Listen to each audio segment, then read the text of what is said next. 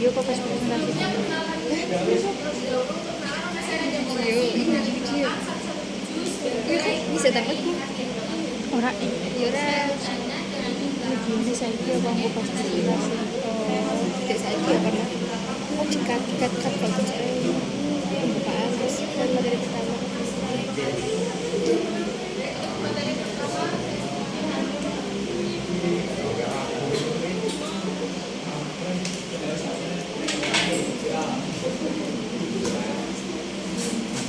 Baik teman-teman, kita langsung saja ke materi pertama ya. Yang pertama itu ada Asmaul Husna Ar-Razzaq.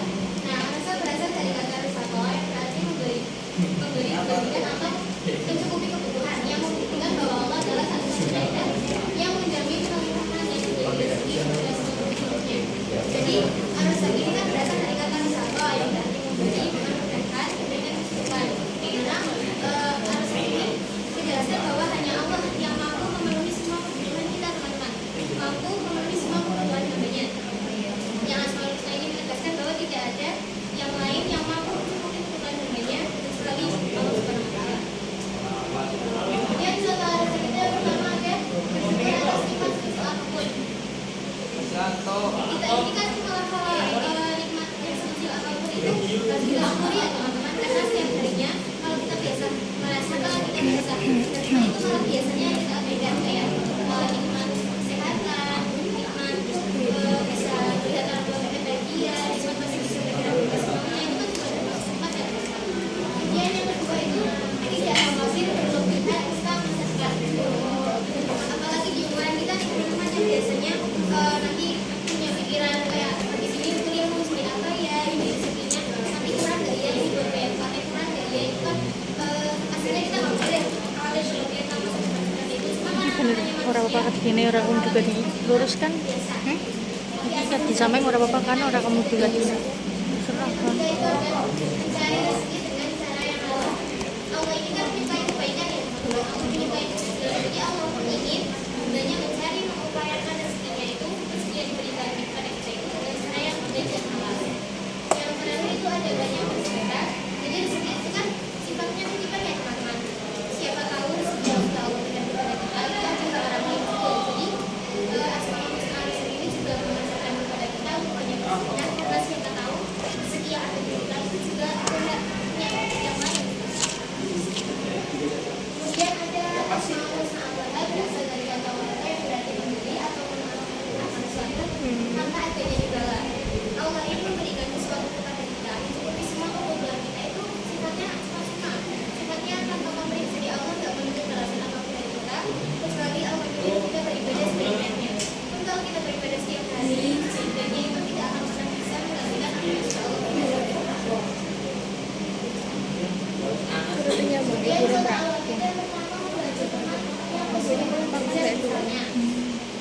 Jadi Allah itu kan memberikan makan, mengharapkan adalah jadi ketika kita bisa membantu orang yang sedang kesulitan, kok kita mau meluangkan sedikit waktu buat membantu mereka, itu kan sudah termasuk kita mengimplementasikan Asmaul Husna di Allah. Kemudian yang kedua itu ada berbagi ilmu.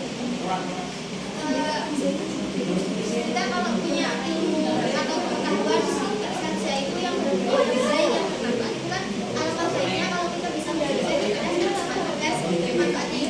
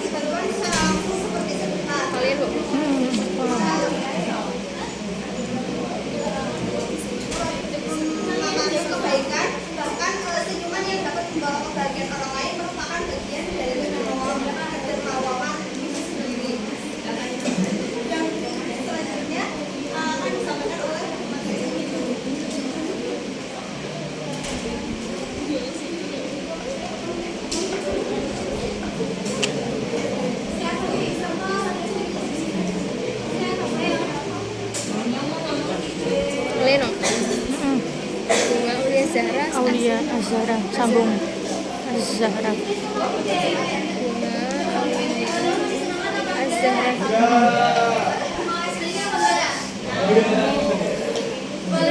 089. 089. Ada tangannya kok. Terus karpet kue. Terserah. Enggak apa-apa dulu.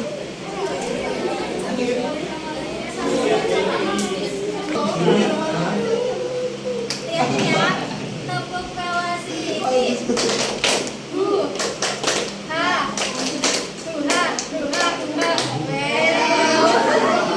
Bawah sini.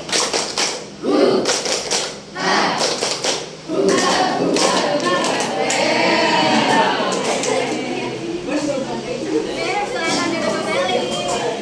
Nabi Ismail, Nabi Ibrahim. Ibunya siapa? Siti Hajar. Ibunya Nabi Ismail adalah Siti Hajar. Jadi Nabi Ibrahim adalah suaminya Sarah. Sarah itu adalah sosok wanita yang taat, sabar, juga penyayang. Nah, selama menikah dengan Sarah, Nabi Ibrahim ini tidak dikaruniai seorang anak. Ketika Sarah itu bersedih, lalu Sarah berbohong di hatinya. Bagaimana jika aku tidak memiliki anak? Siapakah penerus Nabi Ibrahim?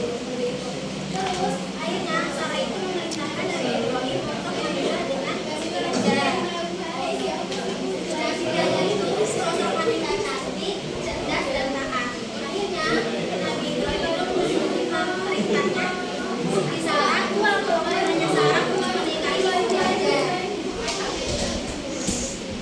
Setelah menikah dengan Hajar, akhirnya Nabi Ibrahim itu dikaruniai anak. Namanya siapa? Belum. Namanya Oke. Nabi Ibrahim. November. Kapan besok? Jadi baru ngerasa.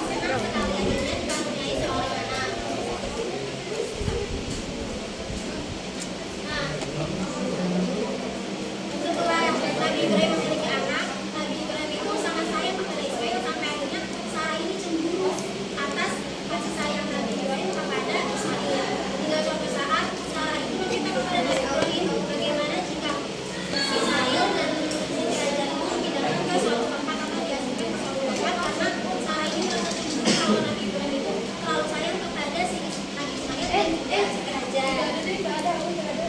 Akhirnya Nabi Ibrahim memenuhi permintaan Sarah untuk mengantarkan Ismail juga Siti Hajar ke tempat yang asing, di mana tempat itu tuh seperti padang pasir tanpa penghuni sama pohon. Nah, setelah berminggu-minggu Nabi Ibrahim mengantarkan Hajar dan Ismail menggunakan unta, tibalah mereka di padang pasir yang bernama kota Mesir. Dan setelah Nabi Ibrahim itu mengantarkan Ismail juga Siti Hajar, Nabi Ibrahim meninggalkan mereka karena kan niat Nabi Ibrahim itu mengasingkan Nabi Ismail dan juga Siti Hajar agar Nabi Ibrahim itu bisa terus bersama dengan Sarah.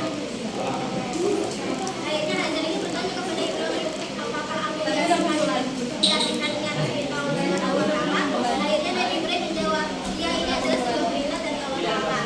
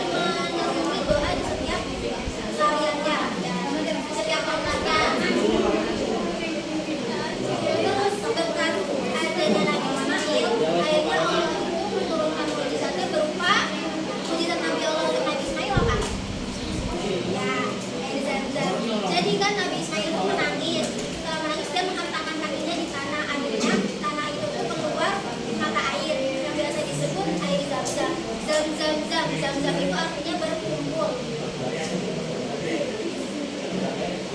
Nah, jadi itu sedikit cuplikan dari kisah Nabi Ismail berupa mukjizat berupa air Zam-zam, di mana Nabi Ismail meletakkan kepingin ke tanah dan Nabi Ibrahim melakukan sumber mata air yang sampai sekarang itu masih dimanfaatkan oleh orang-orang yang berkunjung ke kota Mekah. Sekian dari saya. Selanjutnya jalan-jalan ke materi selanjutnya. Untuk materi yang terakhir yaitu bersyukur. Bersyukur sendiri yaitu secara bahasa berarti mengakui dan menghargai segala kebaikan dan nikmat yang diberikan oleh Allah. Dan dalam istilah agama, bersyukur berarti mengungkapkan rasa terima kasih kepada Allah melalui lisan, hati, dan amal dan perbuatan. Jadi intinya bersyukur itu adalah ucapan terima kasih kita kepada Allah atas segala nikmat yang telah diberikan oleh Allah.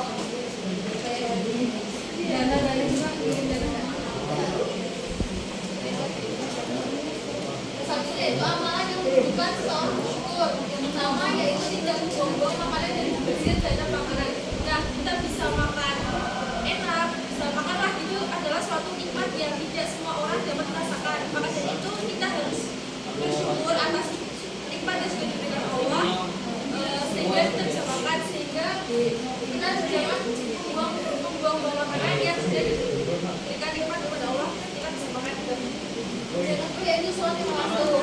Nah, kan sholat itu juga sholat nikmat ya, karena orang-orang sakit kan ada yang sampai gak bisa sholat. Nah, sehingga kita sebagai yang masih sehat, masih bisa kita bisa bersyukurnya dengan cara sholat lima waktu. Dan juga menggunakan baca Islam dari Allah Subhanahu wa Ta'ala, melakukan berbagai kebaikan yang bisa memberikan diri pada Allah.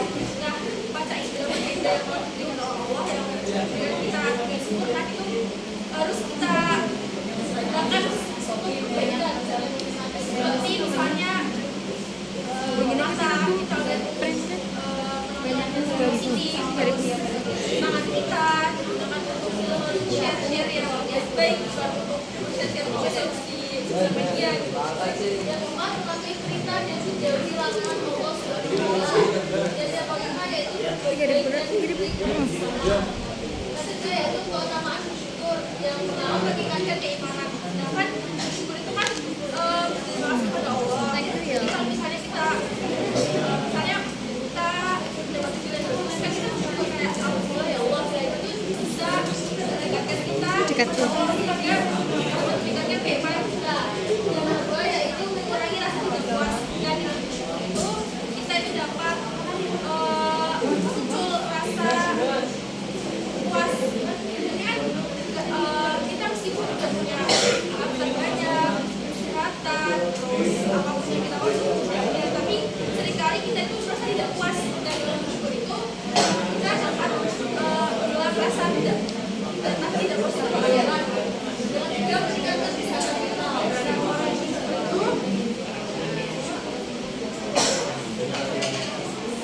itu kadang-kadang demikian proses itu dapat mengurangi stres kepada seseorang, karena seseorang itu bakal merasa tenang kalau mereka itu bersyukur kayak alhamdulillah jadi kesehatan, alhamdulillah sudah harta sapi gitu kan, kayak gede. Yang keempat, meningkatkan kesehatan fisik. Nah, seseorang itu cenderung lebih sehat karena memiliki pola pikir yang positif. Yang kelima yaitu menumbuhkan rasa empati dan kepedulian. Nah, orang yang bersyukur itu cenderung lebih peka terhadap kebutuhan orang lain, sehingga menciptakan lingkungan yang lebih baik. Yang keenam yaitu meningkatkan kualitas hubungan sosial. Yang orang yang bersyukur ini cenderung lebih disukai dan dihormati oleh orang-orang karena seorang bersyukur itu memiliki sikap yang positif dan optimis.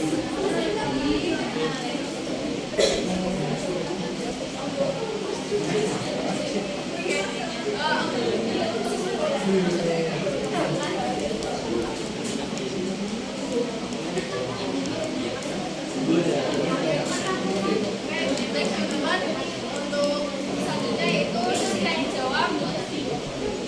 Kita tiga tanya untuk materi kita. Kita hitung sampai 3 ya. 1, 2, 3.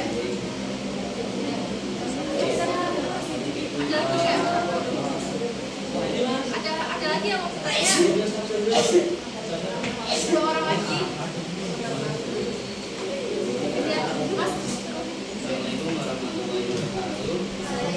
Perkenalkan nama saya Reza. NIM 231250. Jika Allah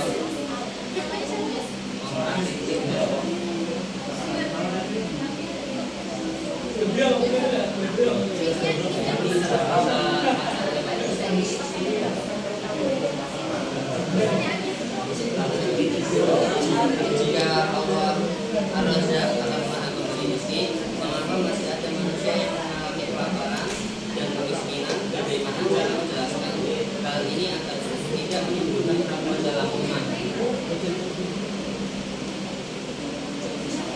Mau bertanya lagi?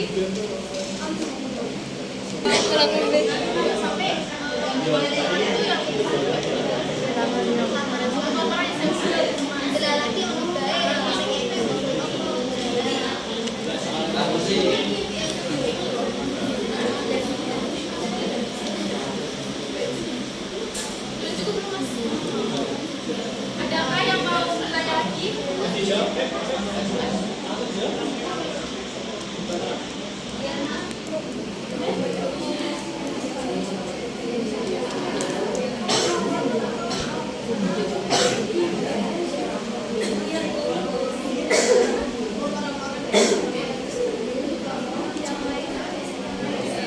Baik teman-teman, sepertinya tidak ada ChatGPT langsung.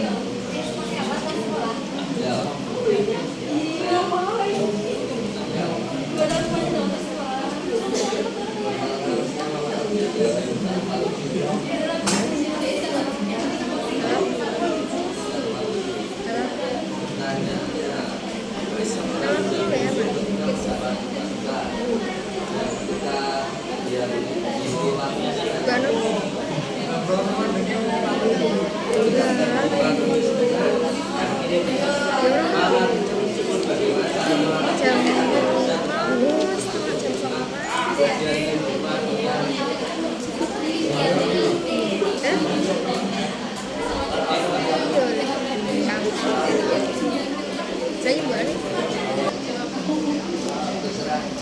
jawabannya hampir sama-sama kayak lagi. Jadi dari kemarin ini udah kayak kalau itu bukan yang kirain dari sebuah obrolan kayak kesehatan gitu. Terus caranya kita itu kita tuh jangan selalu di atas mas. Kita juga selalu ingat bahwa ada orang-orang yang maaf ya mas kita karena itu adalah suatu berbeda yang berbeda dari nanti kita masih wajib kita terus pikirkan hal yang membuat kita berubah lagi ya tak ada Salah tapi benar tapi salah satu lagi ada yang mau bertanya ayo ikut ya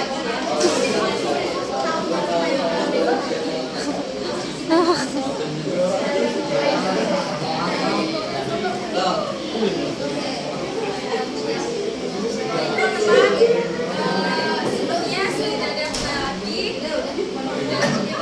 dan yang baik, demikian presentasi dari kelompok 5. Sambil hik. Assalamualaikum warahmatullahi Sambil wabarakatuh. 20. Waalaikumsalam warahmatullahi wabarakatuh.